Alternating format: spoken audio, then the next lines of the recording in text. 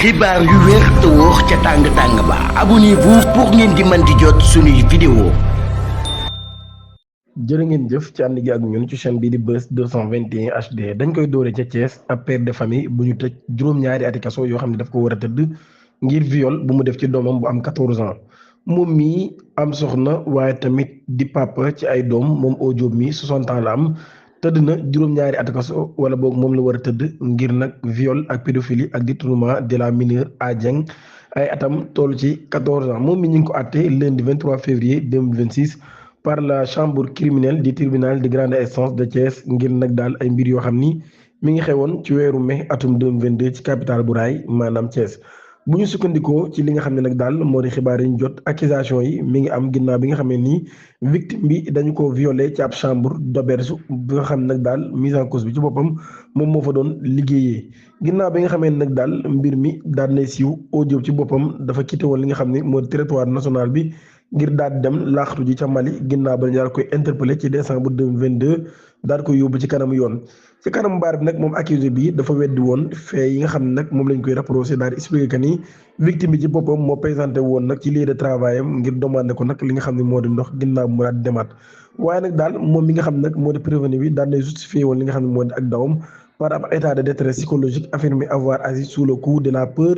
Il avait ajouté que les parents de la fille avaient monté cette affaire pour se faire de l'argent maanaam kon mu ni waajuru xale bi jigéen ci moom ñoom monté woon mbir bi ngir nag daal di mën a am ci moom xaalis loolu yi moo taxoon mu daw ndax dafa ragaloon ci côté victime bi di Adieng daal ne déclaré nag daal moom mi dañ ko intercepté ki ko intercepté du kenn ku dul Ojo jamono bi nga xamee ni dafa jóge woon ci ab visite familiale ginnaaw ba nag daal mu daal ko yóbbu ci chambre de l'auberge boobee daal tëj porte bi ginnaaw ba nag mu daal féex ak moom ba pare daal ko jox lu toll ci 200 francs CFA. procureur de la république ci boppam nag daal ne souligné woon que ni Ojo ci boppam n'avait jamais nié avoir été en présence de la fille le jour des faits. Il avait ainsi demandé au juge de la déclarer coupable des accusations portées contre lui et de la condamner à 7 ans de réclusion criminelle kon moom mi noonu la daal di mujjee. Madiambal Diagne daan nay amal ab publication ci X daal di xam ne nag daal BND ci boppam moo porté plainte contre Aïssatou Diop Fall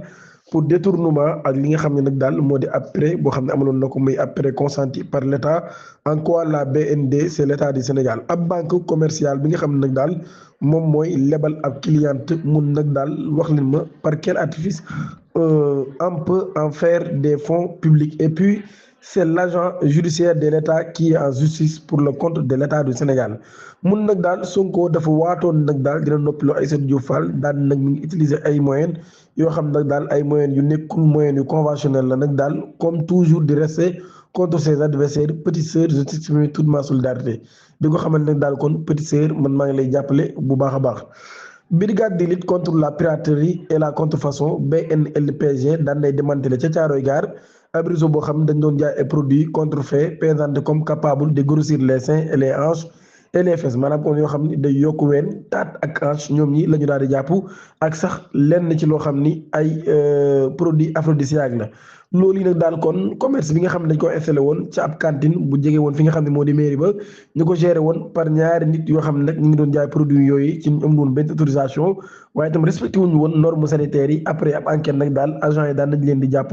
moom gérant bi jamono bi nga xam ne nag daal doon nay conditionné produits yi ginnaaw ba tamit ñu daal di jàpp ñi nga xam ni moom mooy propriétaire bi ñu daal fay jël nag ay huile yu bari ak ay sirop yoo xam ne nag daal am na li ñuy wax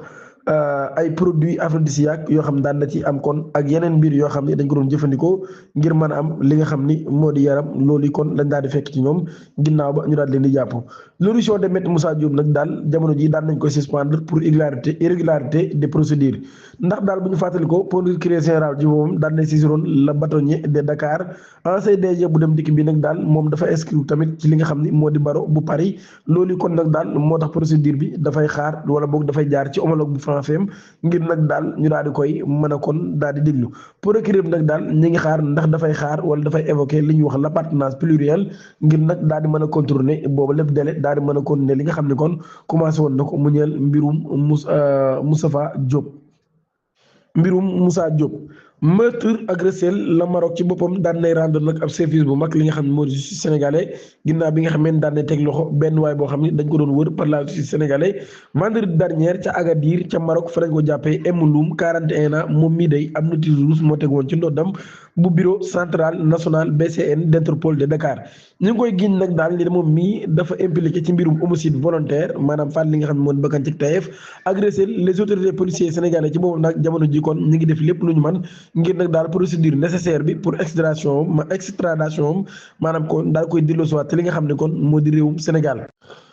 Macky Sall ci ONU Pape Diop daan nay joxe position ci boobu leen mbir rang de soutien de Macky Sall dans les courses pour le poste de secrétaire général de l'ONU Jalons ancien président de l'Assemblée nationale Pape Diop moom mii day di ancien daan nay wax kon ci mbirum ancien chef d'état bi di Macky Sall ab candidature la boo xam ne nag daal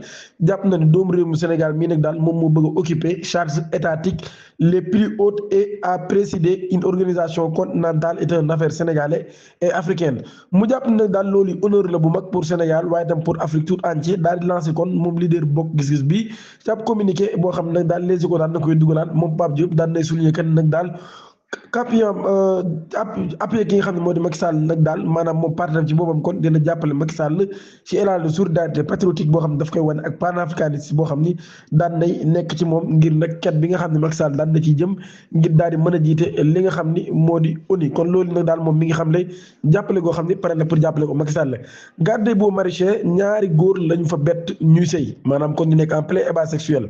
ñaari jeune homme kenn ki di woo turu Bessi la 20 ans kenn ki di woo turu MB Cissé 24 ans placé nañ leen en garde à vue samedi ca commissariat de Dalifort ñu ngi leen toppee ngir acte contre nature outrage public à la pudeur ñoom ñii nag daal dañ leen defeere ci parquet ba ci semaine bi bu ñu sukkandikoo ci l'observateur mi joxe information ci édition bi mu génnee altane ci loolu nag daal quotidien bu groupe Futurs Médias daan nay xam ne ni mise en cause yi ci boobu dañ leen a bett